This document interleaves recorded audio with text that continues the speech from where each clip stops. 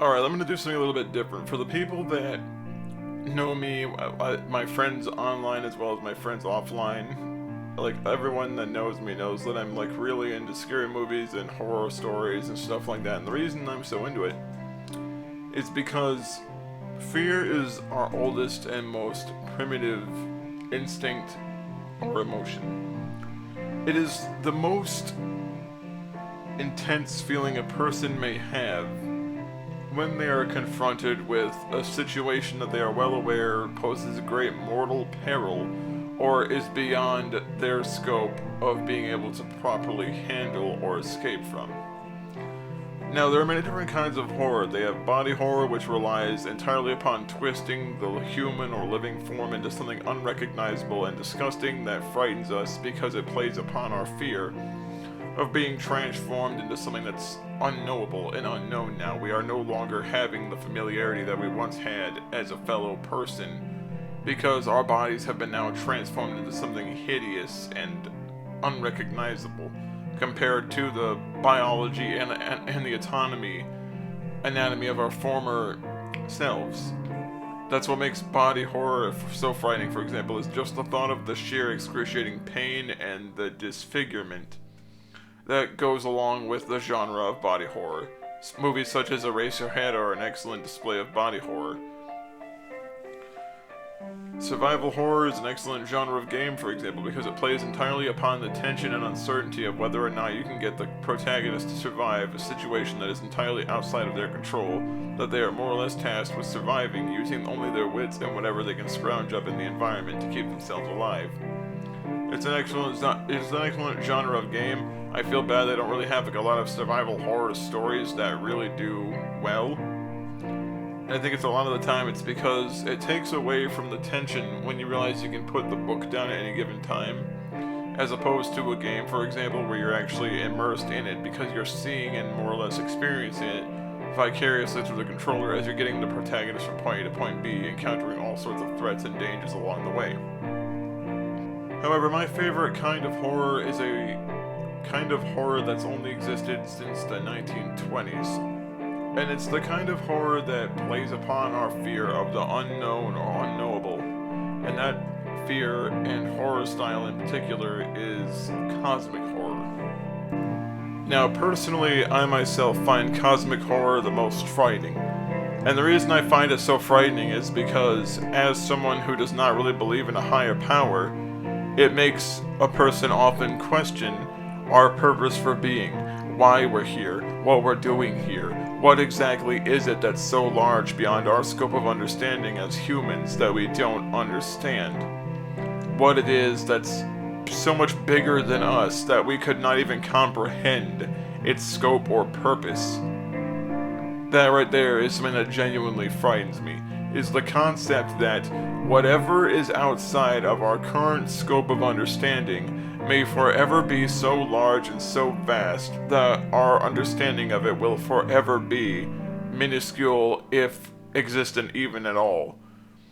And that's a very frightening thought to consider, because cosmic horror plays upon the principles of, what if everything we know is just essentially like a speck on a dandelion, like Horton Hears a Who?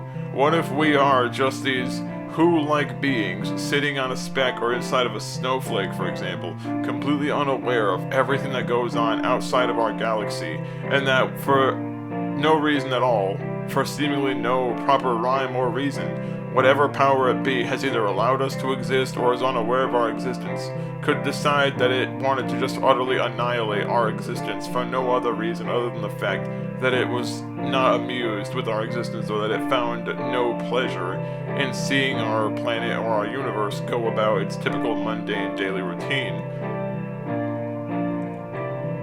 I mean, look at games like Dead Space, for example. Dead Space, the remake and the originals, were phenomenally done cosmic horror, body horror, and survival horror, and they were all blended into one seamlessly.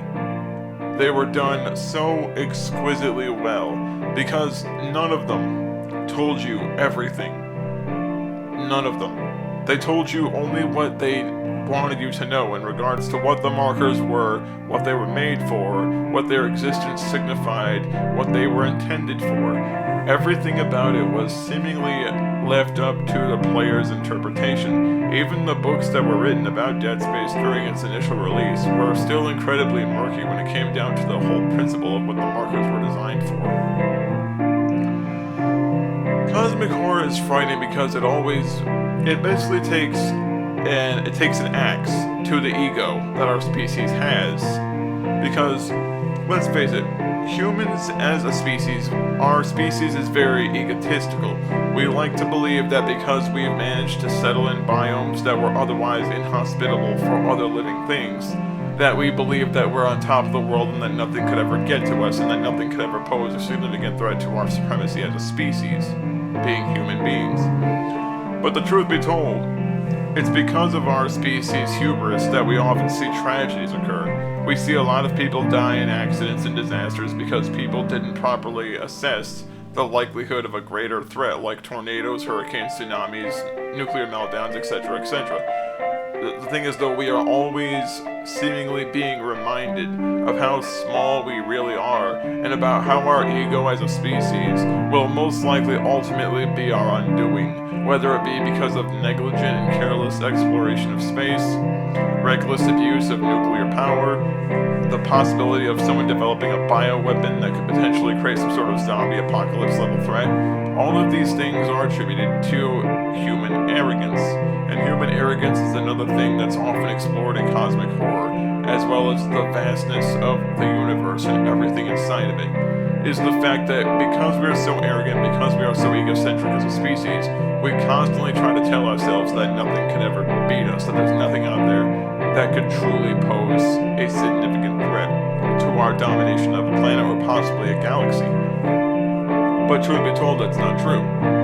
Like, the principle of us being in charge only occurs to us because our species has been so used to dominating every biome that we find ourselves in using technology and tools that we don't consider what would happen if we encountered something that's so massive and so unknown in scope that the mere comprehension of what it is would just destroy a person's entire comprehension or understanding of reality.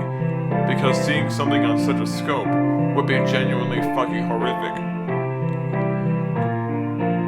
It's weird when you consider it, because I have some family who are very religiously devout. I have a couple of friends that are like religiously devout, and even if I don't agree with their belief system, I still appreciate that they have faith in something and they seemingly use these ethics and morals as a guideline for how kindly they should try to treat others.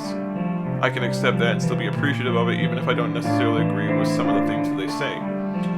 However, I feel bad for anyone that has religious views when it comes down to cosmic horror, because if, for whatever reason, we did discover that there was no actual creator, like if we discovered that we were all just basically in like some sort of cosmic test tube, just sitting on a rack somewhere, as some giant eye looks at us from what is potentially hundreds of millions of light years away in our galaxy, more or less just popping in to observe us, it would unfortunately destroy a person's entire understanding of faith.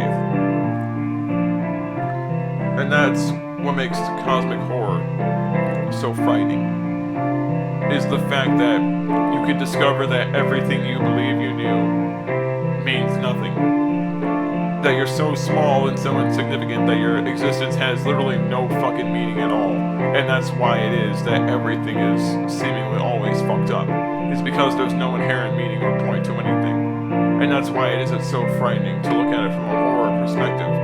Because cosmic horror plays upon the themes of isolation, the themes of uncertainty, the themes of, I guess you could say, almost like a nihilistic kind of theme, really, where it's like nothing has value, nothing has purpose, because whatever or whoever this is that's running everything, or just more or less just silently observing everything, could just choose to eradicate everything if it so chose, if it got bored and the novelty of seeing us go about our lives had finally worn off and just bored into tears. And that's why cosmic horror is so rich, that's why it's so good, because it plays upon fears that every human being may have at times. The bleakness of it sometimes seems very, very bitter, but it's because of that bleakness, because of that uncertainty, that you see people's creative juices start flowing. You see people able to create new stories and tell new stories because it is such a rich idea. There is literally no limit to the ways you can explore cosmic horror. There is literally no way you could run out of ideas because it is based upon the principle of not knowing and the fear of what you may not know or what you would not want to know, out of just the sheer terror of the concept that whatever it is that we don't know could eventually lead to our own destruction and possibly the undoing of all that we have ever seen or felt. But that's just my opinion on cosmic horror.